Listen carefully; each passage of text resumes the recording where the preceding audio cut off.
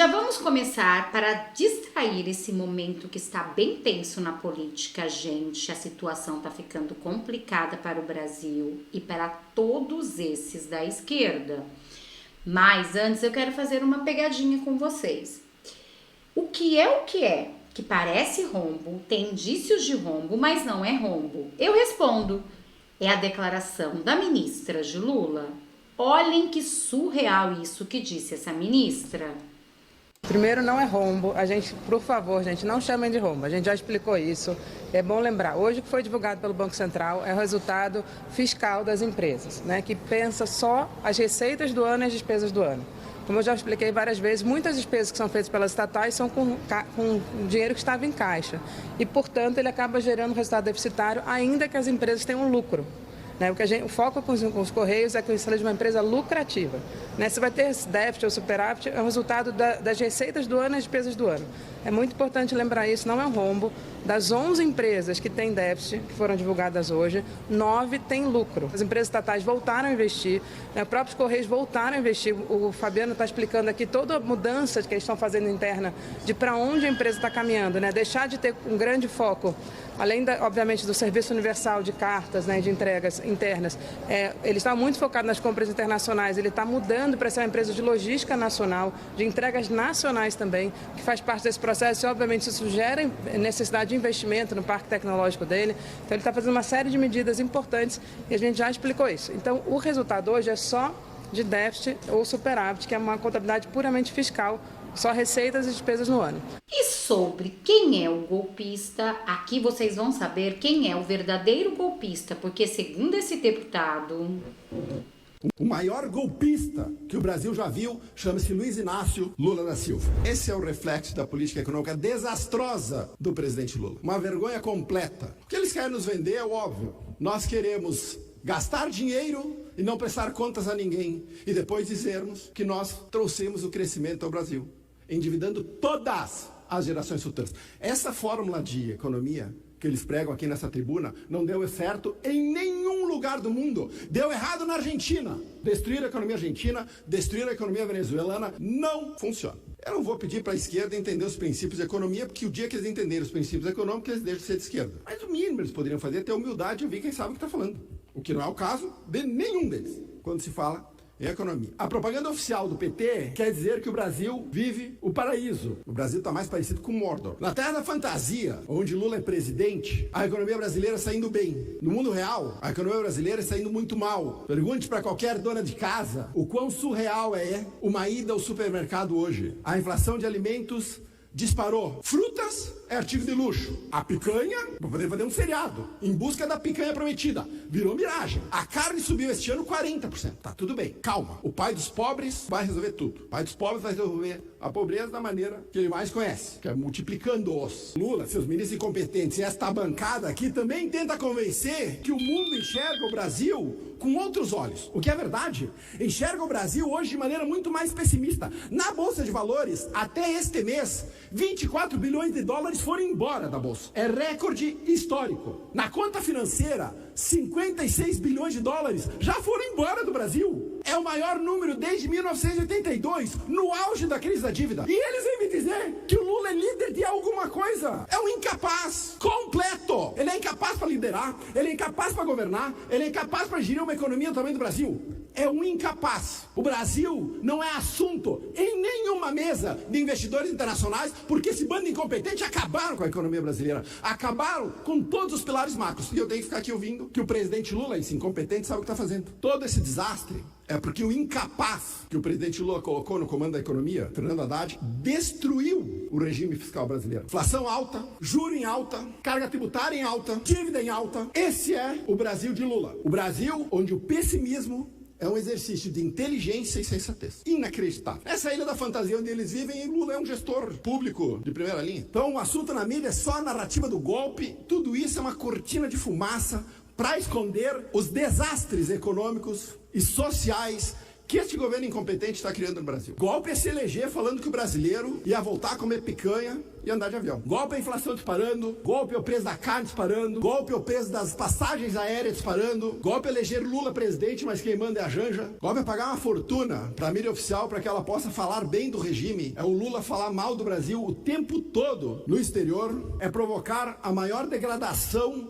da Amazônia em 15 anos. Golpe é prometer responsabilidade fiscal e destruir as contas públicas em 2 anos. É indiciar deputados legitimamente eleitos por falas na tribuna. Golpe é se eleger dizendo que é contra o aborto e liderar na ONU uma agenda pró-aborto, como o Brasil está fazendo agora. Golpe é falar que defende a democracia enquanto reconhece a vitória de Maduro na Venezuela. Golpe é perseguir opositores. Golpe é o sofrimento que a população brasileira está tendo hoje. O maior golpista que o Brasil já viu chama-se Luiz Inácio Lula da Silva. Gente, perfeita essa análise, né? E é por essas e outras que vai sair esse impeachment, porque segundo o ex-deputado federal Deltan Dallagnol, os 118 deputados de 11 partidos. Vai sair o impeachment do Lula? Vai sim, se depender dos 118 deputados de 11 partidos diferentes que já assinaram o pedido de impeachment, que é baseado na decisão do TCU que apontou a prática de crime de responsabilidade por parte do governo Lula. E a lista dos deputados continua crescendo e crescendo, criando um clima político cada vez mais favorável. Então Deltan vai ter o impeachment? Só que não, calma aí. Pois para que o processo de impeachment possa avançar, ele precisa ser aceito pelo presidente da Câmara dos Deputados, que é quem decide arquivar ou então dar andamento ao processo de acordo com a sua poderosa vontade. Então o impeachment não vai sair? Calma, se depender do favorito ao cargo de presidente, Hugo Motta, a resposta é não. Você realmente acha que um deputado que vota 90% das vezes com o governo Lula e que chama Gleisi Hoffmann de minha amiga vai pautar esse pedido? Hugo Motta está fechado com o Lula. Por isso, gente, a escolha do próximo presidente da Câmara é crucial. E nós temos um nome que representa a nossa luta, que é o Marcel Van Hatten, do time do Novo. Ele liderou as manifestações que derrubaram a Dilma Rousseff, é perseguido pelo STF e tem a coragem para pautar o impeachment de Lula. Venha comigo, então, batalhar para eleger o presidente da Câmara de que o Brasil precisa e dizer não a Hugo Motta. Você é essencial nessa luta. Entra no nosso grupo de WhatsApp. O link está nos nossos stories. Grande abraço. E no meio disso tudo ainda tem Lula confessando a verdade, deixando o marqueteiro desesperado. Eu não se preocupe, porque eu vou ter razão. A gente não está entregando aquilo que a gente prometeu. Então, nesse povo vai falar bem com o presidente, é que tem muita paciência. Primeiro, porque eu sou um cara que não me preocupa. A pesquisa não é feita para você gostar ou não gostar. A pesquisa é feita por você recordar. Será que eles não combinaram? Vocês viram o desespero do marqueteiro? E aí fica a pergunta, e sobre pedido de impeachment dos ministros do STF? Rogério Marinho responde. O senhor abriu aqui uma discordância. Papel. Senador, o senhor abriu aqui uma discordância sobre Rodrigo Pacheco e a relação com a oposição, de que os gestos foram insuficientes. O que está acordado com Davi Alcolumbre em termos de propostas caras ao seu grupo político? E aqui eu menciono duas, exaustivamente já questionadas a vocês, é o próprio possível próximo presidente Davi Alcolumbre, a anistia e o impeachment de ministros do Supremo. Mais do que isso, qual é a confiança que o seu grupo político tem de que Davi Alcolumbre pode fazer andar essas propostas? Bom, primeiro nós não temos nenhuma ingenuidade de não compreender qual é a correlação de força nessa casa. E que qualquer ação ou qualquer projeto de lei dessa magnitude, num país conflagrado, num país dividido, que o próprio presidente da República todos os dias faz questão de deixar claro que existe uma briga entre nós e eles, ele que deveria ter a responsabilidade de buscar a pacificação, né, de buscar minimamente uma concertação nacional que permitisse que a oposição fizesse o seu papel e o governo tentasse colocar em prática a sua agenda, ele dá o exemplo dessa divisão, né? Então, num país como esse, é evidente que projetos dessa magnitude ou dessa complexidade precisam ser tracionados de fora para dentro. O que nós gostaríamos e o que nós conversamos com o presidente Davi Alcolumbre é que não há interdição sobre qualquer assunto né, até previsto na Constituição, porque por enquanto a Constituição nos assegura esse direito, né? Recentemente, no Brasil, de pouco tempo atrás, dois presidentes da República foram impeachmentados. Né? Perderam a sua posição de presidente da República, né? E foram retirados da vida pública. No caso da Dilma, não, né? Porque deram um jeitinho lá, preservaram os direitos políticos dela. Coincidentemente, quem presidiu aquela comissão, que é o Ricardo Lewandowski, hoje é ministro da Justiça desse governo, né? Mas é só uma coincidência. Nós tivemos vários deputados e senadores que foram impeachmentados. Então, os dois poderes, o legislativo e o executivo, podem, por improbidade administrativa, por abuso de autoridade, por excesso ou prevaricação, sofrerem um processo de impeachment. O judiciário não. Os poderes não são harmônicos, independentes entre si.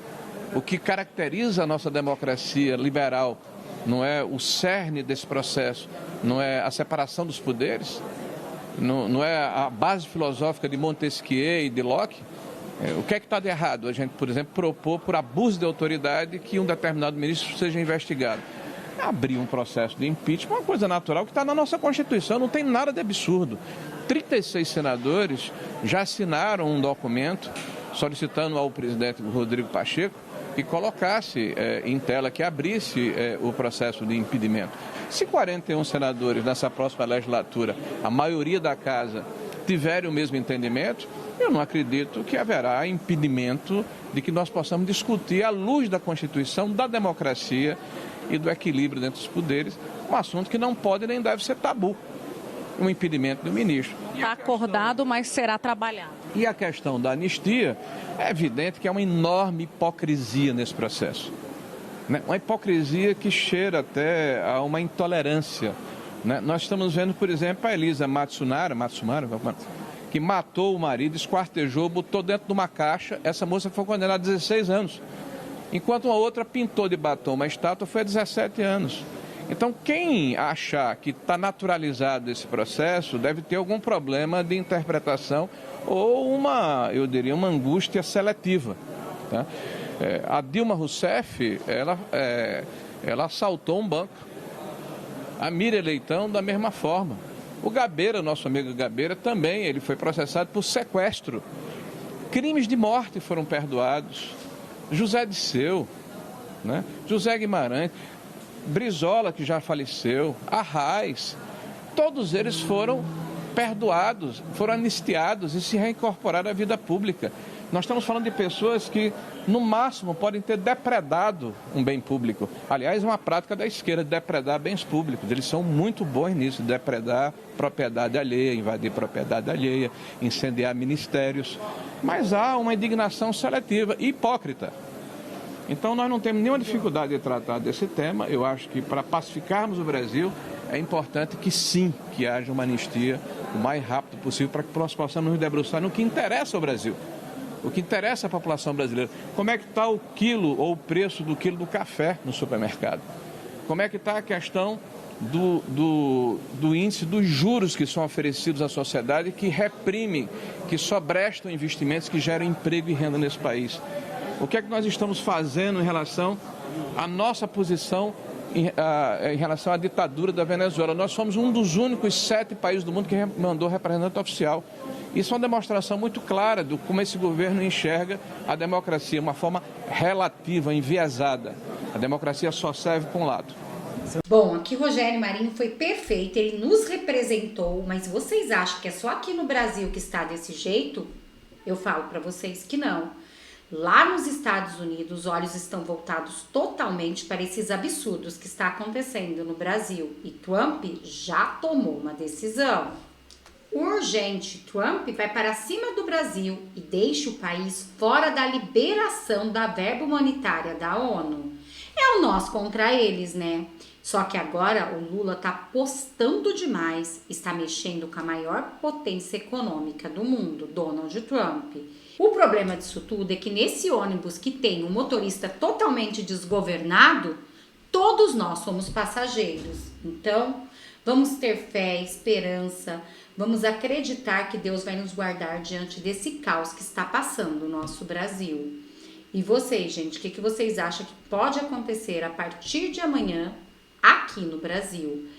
Se acontecesse algo inacreditável, como um milagre, e um daqueles que se candidataram, que não é o candidato do sistema, vencesse, com certeza esses ministros do STF iam sair desse pedestal e entender que eles são pessoas normais. Assim como disse Rogério Marinho, independente de serem do judiciário, todos têm impeachment. E por que eles são melhores? E ainda tem Luiz Inácio Lula da Silva do PT, que, como vocês viram, vai ser impeachmentado. Então, gente, vamos ter fé e esperança que tudo vai mudar, uma reviravolta vai acontecer e nós vamos sim, com fé em Deus, cantar o hino da vitória e respirar aliviada em um país livre, aonde a liberdade de expressão não precisa ser cerceada dia após dia. Não precisamos ver absurdo como esses presos políticos que chegam a pegar penas de 17 anos de prisão, enquanto aqueles que matam e esquartejam pegam menos. E outros que pegam 400 anos de prisão e hoje estão soltos fazendo blog por aí, da esquerda, né? Infelizmente, estamos vivendo tempos sombrios no Brasil, mas vamos ter fé e esperança que tudo vai mudar. Bom, este foi o react de agora, eu preparei com muito carinho para vocês, peço para você curtir, compartilhar, comentar, porque além de ajudar meu trabalho a crescer, você fortalece a política de direita no Brasil, que está sendo tão perseguida. Muito obrigada a todos, eu desejo um dia mais que abençoado e repleto do amor de Deus. Até nosso próximo encontro.